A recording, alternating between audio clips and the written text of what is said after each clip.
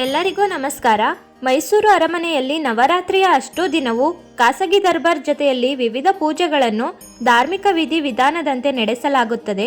ಇಂತಹ ಪೂಜೆಗಳ ನಡುವೆ ಶಾಪ ವಿಮೋಚನೆಗಾಗಿ ಅಲಮೇಲಮ್ಮನಿಗೂ ಪೂಜೆ ನಡೆಸುತ್ತಾ ಬಂದಿದ್ದಾರೆ.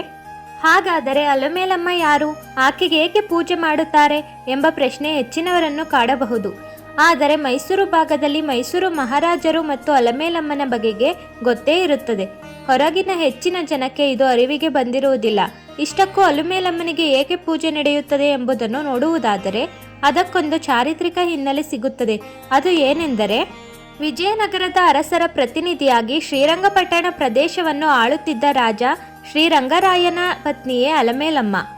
ಮೈಸೂರಿನ ರಾಜ ಒಡೆಯರು ಶ್ರೀರಂಗಪಟ್ಟಣವನ್ನು ವಶಪಡಿಸಿಕೊಂಡ ನಂತರ ಅಲ್ಲಿದ್ದ ಶ್ರೀರಂಗರಾಯ ತಲಕಾಡಿಗೆ ಓಡಿ ಹೋಗಿ ಅಲ್ಲಿಯೇ ಪತ್ನಿಯೊಡನೆ ವಾಸಿಸುತ್ತಿರುತ್ತಾನೆ. ಕೆಲ ದಿನಗಳ ನಂತರ ಶ್ರೀರಂಗರಾಯ ಮರಣ ಹೊಂದುತ್ತಾನೆ.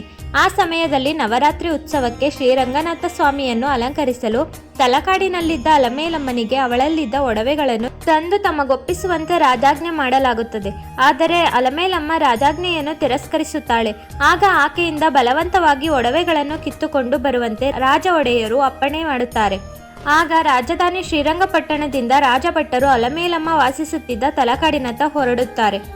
ರಾಜಭಟ್ಟರು ತಲಕಾಡಿನತ್ತ ಬರುತ್ತಿರುವ ವಿಷಯ ತಿಳಿದ ಅಲಮೇಲಮ್ಮ ಅವರಿಂದ ತಪ್ಪಿಸಿಕೊಳ್ಳುವ ಸಲುವಾಗಿ ತಲಕಾಡಿನಿಂದ ಮಾಲಂಗಿಯತ್ತ ಓಡಿ ಹೋಗುತ್ತಾಳೆ.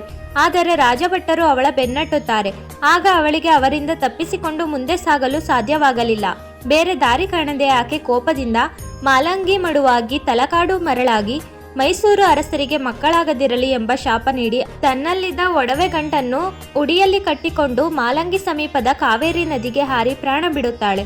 ಅಲಮೇಲಮ್ಮನ ಶಾಪದ ಪ್ರಭಾವ ಎನ್ನುವಂತೆ ಅಂದಿನಿಂದ ಇಂದಿನ ತನಕವೂ ತಲಕಾಡು ಮರಳು ತುಂಬಿದ ಪ್ರದೇಶವಾಗಿದೆ. ಹಾಗೆಯೇ ಇದರ ಸಮೀಪದ ಮಾಲಂಗಿ ಕೂಡ ಮಡುವಾಗಿ ಭಯಂಕರ ಪ್ರಪಾತವಾಗಿದೆ. ಅಷ್ಟೇ ಅಲ್ಲ, ಆ ಕಾಲದಿಂದಲೂ ಮೈಸೂರು ಅರಸರಿಗೆ ಮಕ್ಕಳಾಗದೆ ಅವರು ದತ್ತು ಪಡೆದವರಿಗೆ ಮಾತ್ರ ಸಂತಾನ ಪ್ರಾಪ್ತವಾಗುವುದು ನಡೆದುಕೊಂಡು ಬರುತ್ತಿದೆ. ಈ ಘಟನೆ ನಡೆದ ಬಳಿಕ ಮಹಾರಾಜರು ಅಲಮೇಲಮ್ಮನ ಶಾಪ ನಿವಾರಣೆಗಾಗಿ ಅಲಮೇಲಮ್ಮನ ಚಿನ್ನದ ವಿಗ್ರಹವೊಂದನ್ನು ಮಾಡಿಸಿ ಅವರ ಕಾಲದಿಂದಲೇ ನವರಾತ್ರಿ ಹಬ್ಬದಲ್ಲಿ ಅದಕ್ಕೆ ವಿಶೇಷ ಪೂಜೆ ಸಲ್ಲಿಸುವ ಸಂಪ್ರದಾಯ ಜಾರಿಗೆ ತಂದರು ಎನ್ನಲಾಗಿದೆ. ಅಲ್ಲಿಂದ ಇಲ್ಲಿಯವರೆಗೂ ನಿರಂತರವಾಗಿ ಪೂಜೆ ನಡೆದುಕೊಂಡು ಬಂದಿದೆ. ಎಲ್ಲರಿಗೂ ಧನ್ಯವಾದಗಳು. ಈ ಮಾಹಿತಿ ಇಷ್ಟವಾಗಿದ್ದರೆ ಲೈಕ್ ಮಾಡಿ, ನನ್ನ ಚಾನಲನ್ನು ಸಬ್ಸ್ಕ್ರೈಬ್ ಮಾಡಿ.